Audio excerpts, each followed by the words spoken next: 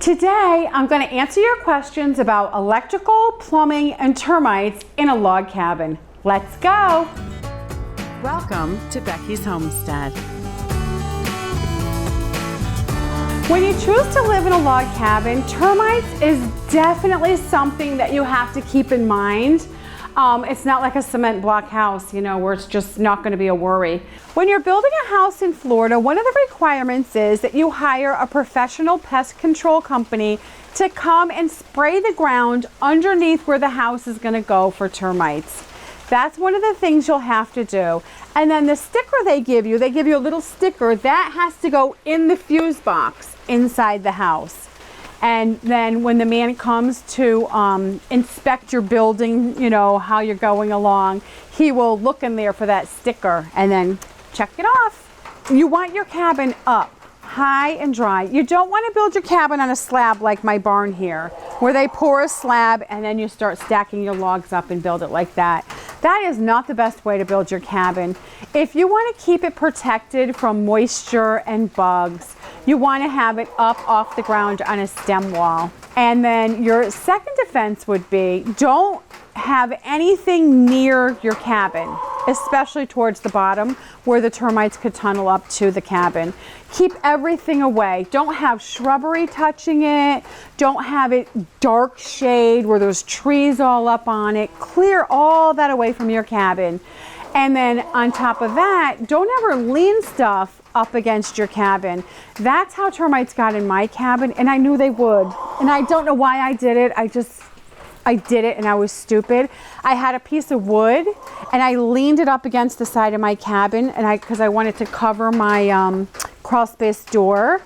And that's what I did, and sure enough, it didn't take long, and those termites went zoop right up that board and got in my logs.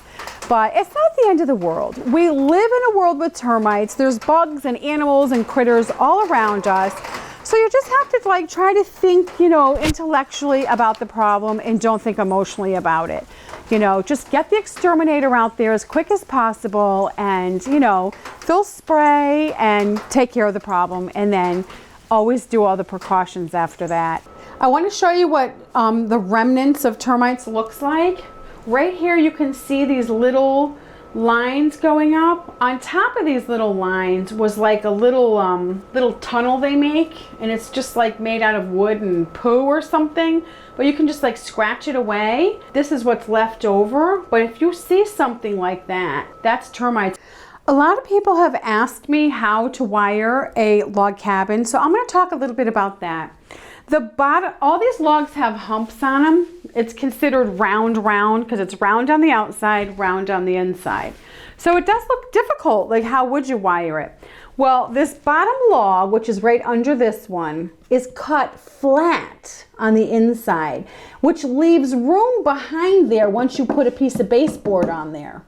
So what you do is you have to cut a hole in the baseboard, and that's where the electrical is. So then that takes care of all your plug-ins that you need for your cords and stuff.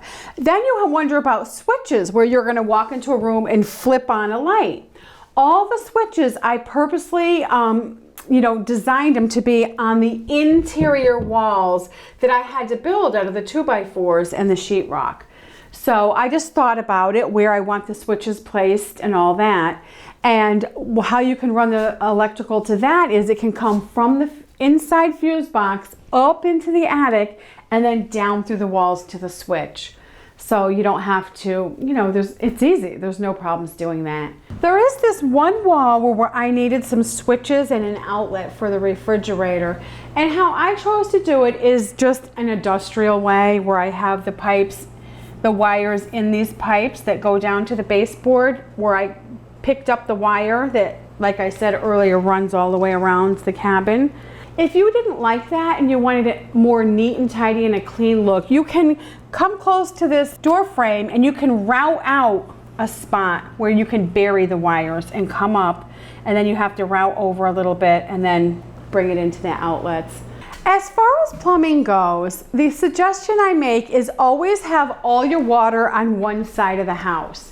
I don't have my kitchen up here in this corner and then have the bathroom across the cabin in the back on that corner. I lined it all up. So it's kitchen, laundry area, sink, toilet, tub, all in a row right here. As far as running plumbing, it's very easy because my cabin is built up on a stem wall, which leaves a crawl space underneath. So it's very easy to get under there and run all your plumbing, especially if you have all your water lined up on one side of the house. It's just boop, boop, boop, and out to the septic. So always have it sprayed. Keep your eye for a lookout for those little tunnels I showed you. Those also are inside the crawl space going up the cement block walls to try to get to your logs. So, and have a professional exterminator come out once in a while. It can't hurt and it's worth the investment.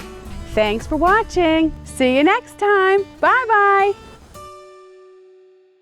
Sign up for Becky's Homestead newsletter. Go to beckysHomestead.com and sign up on the right.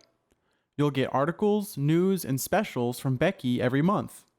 Unsubscribe anytime, no spam. If you like this video, click the like button. It really does help us a lot. And if you want to be notified every time we post a new video, click the subscribe button. Are you going to do some shopping on Amazon? Start by going through our link to get there. You don't pay 1 penny more, but we get a small percentage.